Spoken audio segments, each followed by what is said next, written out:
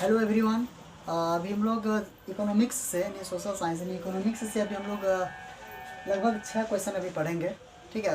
और जो काफ़ी महत्वपूर्ण क्वेश्चन है जो इस बार बिहार बोर्ड है ना मैट्रिक एग्जाम में पूछे जाने की संभावना है। ठीक है।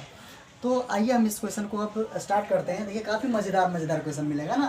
देखिए सबसे पहला क्वेश्चन हमारे पास है कि सकल घरेलू उत्पाद यानी कि जिसका शॉर्ट नेम जीडीपी भी कहा जाता है ना। क्या नाम है? जीडीपी। देखिए तो कह रहा है कि सकल घरेलू उत्पाद से क्या अभिप्राय है, या इसको इस तरह से भी पूछ सकता है कि सकल घरेलू उत्पाद से आप क्या समझते हैं, है ना। सकल घरेलू उत्पाद क्या है ना, इस तरह के प्रश्न पूछे जा सकते हैं। ठीक है।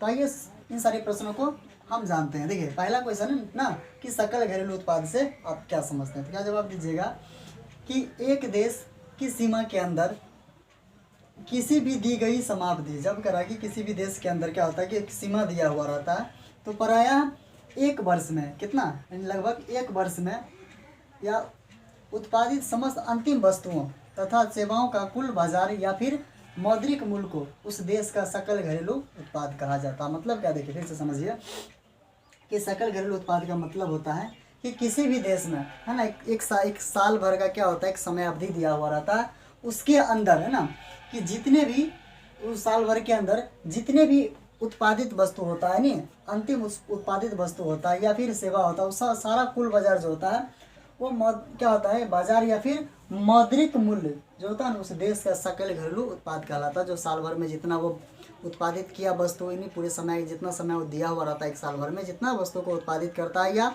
जो भी कुछ करता है वो साल भर में ही, तो वो सारा चीज़ इस समय के अंदर जो चीज़ होता है ना, जो मुद्रा का लेन देन होता है या जो भी कुछ होता है वो क्या कहलाता है, सकल घरेलू उत्पाद कहलाता है उस देश का। सही, ठीक है।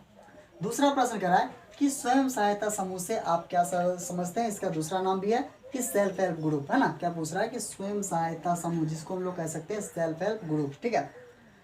तो इनके बारे में हम जानेंगे। तो लिखेंगे कि ग्रामीण क्षेत्रों में क्या करता है कि व्यक्तियों का यानी एक औपचारिक समूह होता है। आप गांव में देखे होंगे महिलाओं लोगों का क्या होता है, ग्रुप होता है, आपने देखा होगा।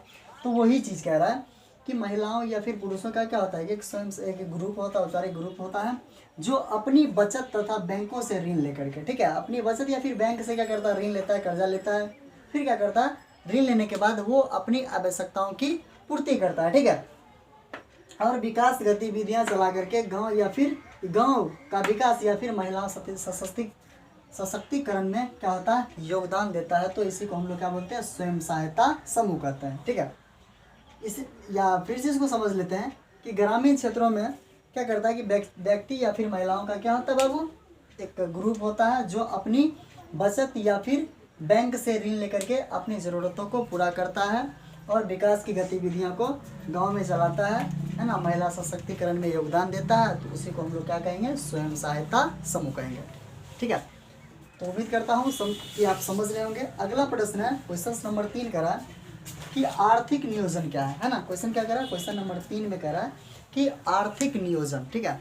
तो आइए हम जानते हैं कि आर्थिक नियोजन क्या होता है। देखिए क्या लिखेंगे आर्थिक नियोजन। तो आर्थिक नियोजन का अर्थ होता है कि समयबद्ध कार्यक्रम के अंतर्गत पूर्व निर्धारित सामाजिक एवं आर्थिक उद्देश्यों की प्राप्ति के लिए, है ना, अर्थव्यवस्था में, है ना, क्या करता है कि अर्थव्यवस्था में उपलब्ध संसाधनों का नियोजित समन्वय उपयोग करना ही, नियोजित समन्वय या फिर उपयोग करना ही आर्थिक नियोजन कहलाता है। ठीक है।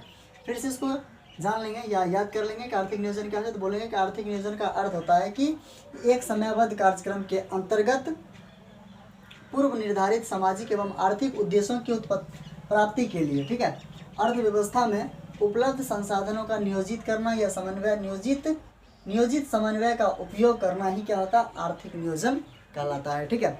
तो ये 3 प्रश्न थे। अगला प्रश्न हम अगला वीडियो में जानेंगे। ठीक है। बहुत बहुत महत्वपूर्ण प्रश्न है ये, बिहार बोर्ड में अब 2022 में पूछे जाने की संभावनाएं हैं। तो इन सारे प्रश्नों का जवाब आप याद कर लीजिएगा। फिर मिलते हैं अगला वीडियो में। अब तक के लिए धन्यवाद।